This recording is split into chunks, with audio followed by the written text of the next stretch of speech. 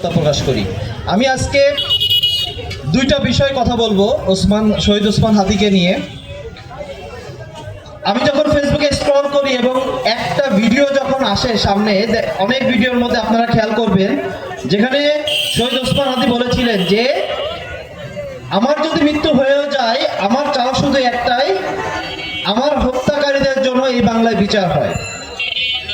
এই বিচার প্রতিষ্ঠা করার জন্য আজকে যে আয়োজন, এই আয়োজক কমিটির যারা আছেন তারা করেছেন, তাদের প্রতি আমি কৃতজ্ঞতা প্রকাশ করি। দুইটা ব্যাপার আমাদের আসলে মাথায় রাখতে হবে।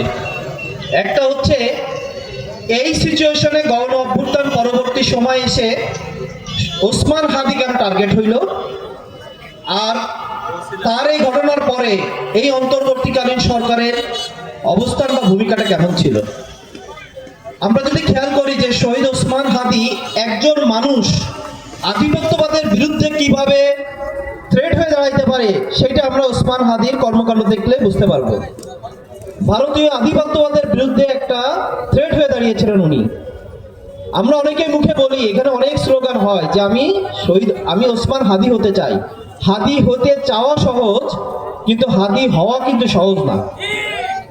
কারণ আপনারা যদি খেয়াল করেন, আপনারা অধিকাংশই আমরা কি দেখছি যে হাদির কিছু বিপ্লবী বক্তব্য ক্লিপ আমরা বারবার দেখছি, কিন্তু আপনারা অভ্যুত্থান পরবর্তী সময়ে এসে হাদির অ্যাক্টিভিটিগুলো একটু অ্যানালাইসিস করেন। আমরা যারাই বলি যে আমরা হাদি হতে চাই, তাদের প্রতি আমার অনুরোধ থাকবে আপনারা তার এই অ্যাক্টিভিটিগুলা, অভ্যুত্থান পরবর্তী অ্যাক্টিভিটিগুলো দেখেন। আপনারা যদি সেটা দেখেন, আপনারা কি দেখতে পাবেন? আপনারা তার টকশোগুলো শোনেন, তার থটগুলো দেখেন যে সে কি চিন্তা করত। সে খুব সূক্ষ্মভাবে পয়েন্ট আউট করেছিল যে বাংলাদেশের আধিপত্যবাদের যে বিস্ফোরা, সেটা আসলে সমস্যা কোথায়।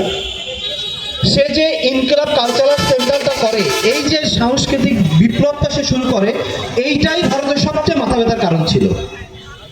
সে বুঝেছিল যে আধিপত্যবাদকে মোকাবেলা করতে গেলে এই দালান কোটা বা কনক্রিট ভেঙে চুরে প্রতিবাদ করে ভারতীয় আধিপত্যবাদ ধ্বংস করা যাবে না। আপনি শাহবাগী ন্যারেটিভকে, বাংলাদেশের যে শাহবাগী ন্যারেটিভ ছিল, এই ন্যারেটিভকে আপনি বাংলাদেশি ন্যারেটিভ বিল্ড আপ না করে এইটাকে আপনি ডিফেক্ট করতে পারবেন না। বাংলাদেশে এমন কিছু অর্গানাইজেশন আছে যাদের অবয়বটা বাংলাদেশে, কিন্তু মননে তারা ভারতীয়। হাদি সেই জায়গাগুলো পয়েন্ট আউট করেছিল যে এই ধরনের অর্গানাইজেশনগুলোকে যদি আমাকে বিট করতে হয়, তাহলে আমাকে বাংলাদেশি মনা কালচারাল অ্যাক্টিভিটির মাধ্যমেই এইগুলোকে, এই ন্যারেটিভকে ভাঙতে হবে। এইটাই ছিল আসলে শহীদ হাদির জন্য ভারতীয় যে মাথা ব্যথার কারণ, সেই মাথা ব্যথার অন্যতম কারণ। হাদির বক্তব্যতেও কিন্তু আসছে, সে কিন্তু ওই তাদের ইমারত ভাঙা, তাদের অবয়ব ভাঙা, দালান কোটা ভাঙা, আগুন দেওয়াতে পক্ষপাতী ছিল না। তাদের ওই ন্যারেটিভের জন্য বাংলাদেশি পাল্টা ন্যারেটিভ গড়ার পক্ষে ছিল।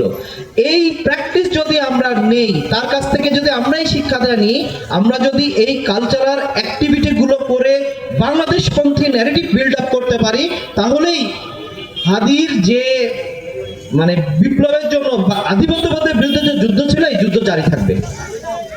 শেষ একটা কথা বলবো, দেখেন তার যে ঘটনাটা ঘটে সেটা বিজয়নগরের মতো একটা গুরুত্বপূর্ণ ঢাকায় একটা জায়গায় ঘটছে। এই জামানায় অভ্যুত্থান পরবর্তী সময় গণ অভ্যুত্থানের সপক্ষের শক্তি, সপক্ষের সরকার ক্ষমতায় থাকা অবস্থায় সেই আসামি অ্যারেস্ট হয় না।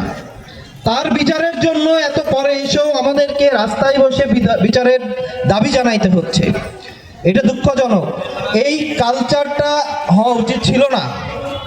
আপনারা খেয়াল করেছেন গণ অভ্যুত্থানের পরবর্তী সময় আরেকজন গণ অভ্যুত্থানের অন্যতম অগ্রসৈনিক জনাব নুরুল হক নুরের উপরেও কিন্তু মরণদণ্ডে হামলা হয়েছিল, এবং বিভিন্ন মিডিয়ায় প্রকাশ্যে সেইটা কিন্তু আমরা দেখেছিলাম। কিন্তু এই ইন্টারিম গভর্নমেন্ট কিন্তু তারও একটা ওই হাসিনা মার্কাটা তদন্ত কমিটি করে দিয়ে তার বিচার করে নাই। এই বিচারহীনতার সংস্কৃতি যদি ভাঙা না যায়, তাহলে এই যে আমরা বিচার, যে যুগে যুগে বিচারের দাবি নিয়ে আমরা যে এই আন্দোলন সংগ্রাম, এটা থাকবে। তো আমি সর্বশেষ একটা কথাই বলবো, আপনারা যারা এই আয়োজনটা করেছেন, আমরা যেন এখানে থেমে না যাই।